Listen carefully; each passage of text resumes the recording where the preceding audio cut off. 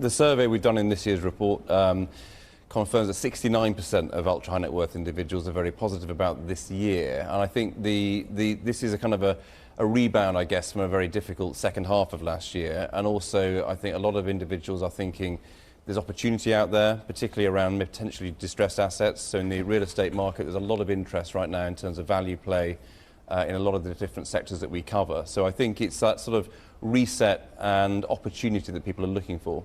Where within the real estate market are ultra-high net worth individuals seeing value? There's a lot of talk about emerging sectors. There's a huge amount of interest in sectors like data centres, life sciences, etc.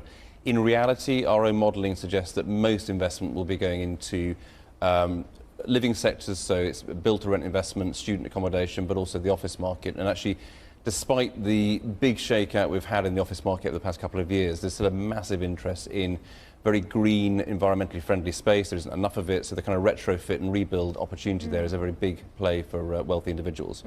I thought it was fascinating to see in the report that London took the biggest share of cross-border investment from private capital.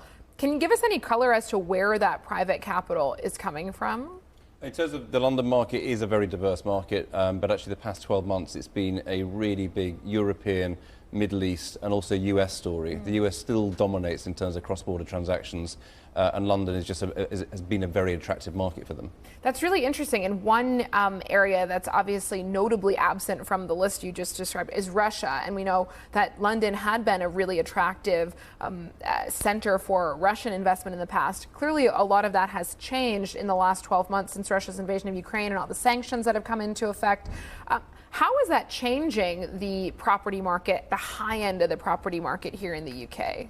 If you go back, say, 10, 15 years, Russia was a really big part of the marketplace. And actually, to be fair, the past 5 years in particular, China and the US has overtaken that. So the top end of the residential market in London, it's a very diverse story in terms of who's buying. Actually, the market has been incredibly strong over the past 12 months. So the ultra-prime London luxury market, which is $25 billion plus units, we saw our strongest numbers of sales since 2014 last year. And actually the super prime market, so 10 million plus, again, down on the year before, but actually a very strong showing. But it's that diversity of interest in London, and actually the Middle East and European buyers were a really strong component of that demand.